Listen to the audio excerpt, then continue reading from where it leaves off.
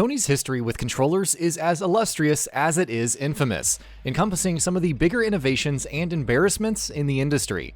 With the unveiling of the DualSense, the controller for the next-generation PlayStation 5 console, we thought it would be nice to look back on the evolution of PlayStation controllers throughout history. Funnily enough, the company's DualShock lineup didn't actually launch with the PlayStation 1. It all started in the beginning with what was succinctly named the PlayStation Controller. Much has been said about Sony's deal to work with Nintendo and develop a CD-ROM add-on for the SNES. This would spiral into a standalone console known as the PlayStation and the creation of the PlayStation Controller. While taking inspiration from the SNES controller, Sony's creation would have several key differences: the use of shapes to denote its action buttons, 2 sets of shoulder buttons, and grips to make it easier to handle the expanded button setup. Sony's use of shapes wasn't a haphazard decision. Along with becoming a key part of the PlayStation's marketing, they denoted different actions like triangle for point of view, circle for confirming options, cross or X for canceling, and square for menus. In retrospect, it's funny how the circle is used to cancel choices while triangle is used to access menus in many of the games today. Overall, the PlayStation controller was a good effort and launched with the PlayStation 1 in 1994. Better things were coming though.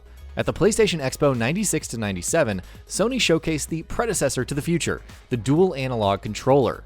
Similar to the PlayStation controller in almost every way, it carried 2 analog sticks and 3 operating modes. The first, digital mode, allowed for using the controller's directional buttons and disabling the sticks.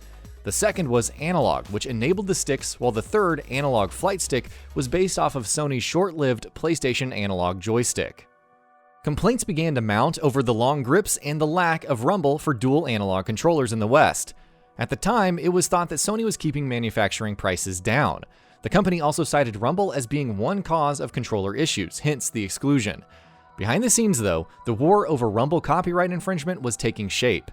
For the time being, the PlayStation analog controller launched in April of 1997 and was subsequently discontinued in 1998.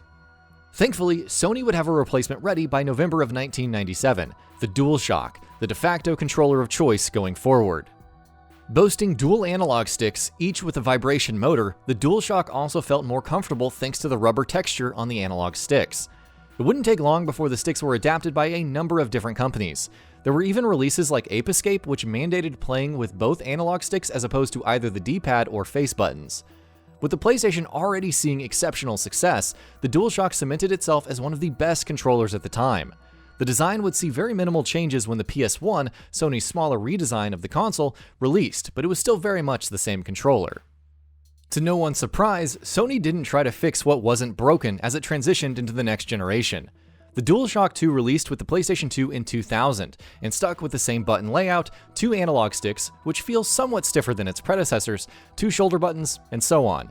A few key differences were included though, like analog support for the buttons and D-pad, with the added sensitivity factoring into some PS2 titles, and less weight than the original DualShock. Riding the wave of the PlayStation 2's success, the DualShock 2 was a worthy follow-up and stood out in the era of oversized Xbox controllers and unorthodox Nintendo controllers. The DualShock 3 was meant to continue this lineup of controllers and was seemingly poised to launch with the PS3 in time for the 7th generation of consoles. Of course, that's not what we got. Instead, Sony unveiled something altogether different, a boomerang-shaped controller. This debuted at E3 2005 and was routinely ridiculed for its long handles and odd shape, which the company clarified to just be a concept rather than the final design. Unfortunately, the company then unveiled the actual controller for the PS3, the 6-axis. Hold up, you might ask. How do you go from the DualShock 1 and 2 for the PS1 and PS2 respectively to this new 6-axis controller for the PS3?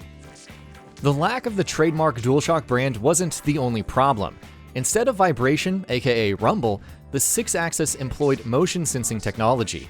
Players could tilt the controller across the X, Y, and Z axes in different ways, providing 6 degrees of freedom. Interestingly, the 6-axis had some other new features, including the introduction of the PS button to replace the analog button, the use of both analog and digital signals, changing the L2 and R2 buttons to act more like squishy triggers, and more. However, the motion sensing controls were received negatively, mostly because of the timing of the announcement. It was revealed several months after Nintendo's Wii reveal, which had a Wiimote for motion sensing and came across as an imitation. And despite being the major selling point of the Six-Axis, there weren't many games that were confirmed to support motion controls before launch.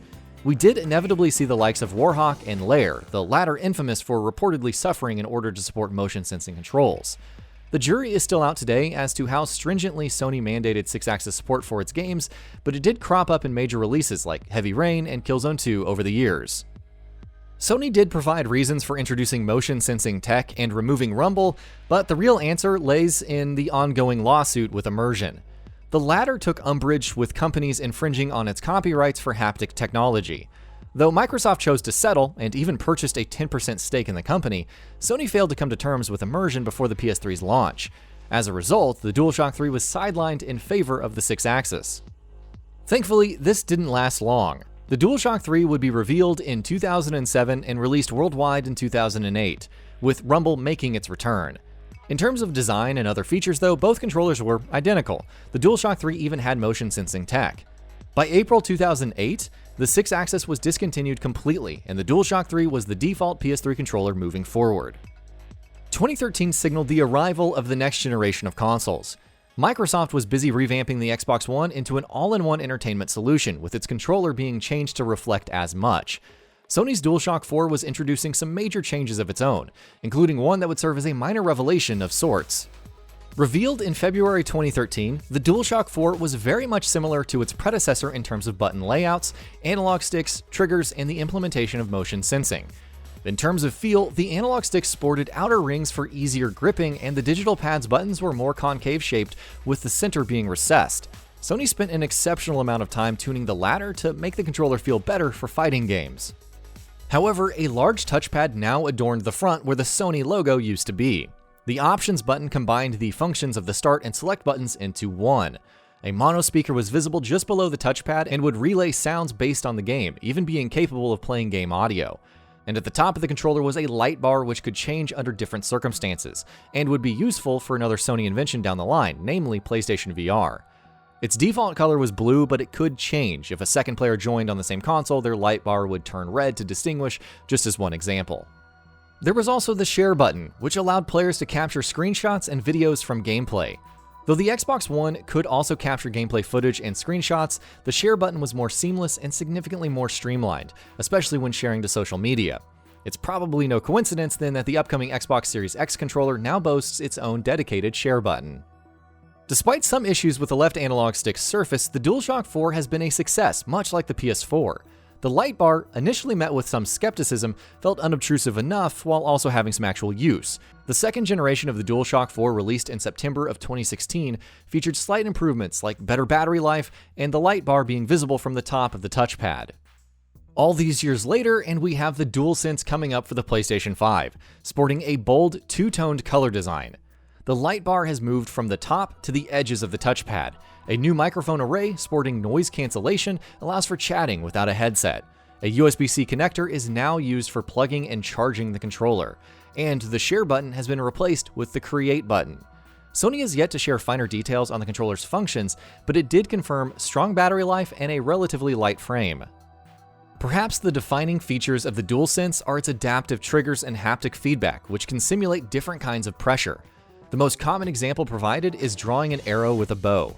Expect more information on other ways that this will be implemented, along with how the Create button works in the coming months.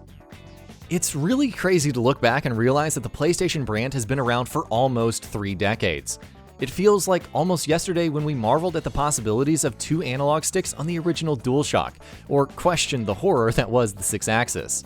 Even as the DualSense is met with some skepticism and its fair share of memes, we cannot wait to see how this iteration will define the PlayStation 5 experience in the years to come. And that about does it for this video. If you enjoyed what you watched and want to see more from Gaming Bolt, you can always hit that subscribe button and turn on the bell icon next to it. That way you will never miss any of our videos.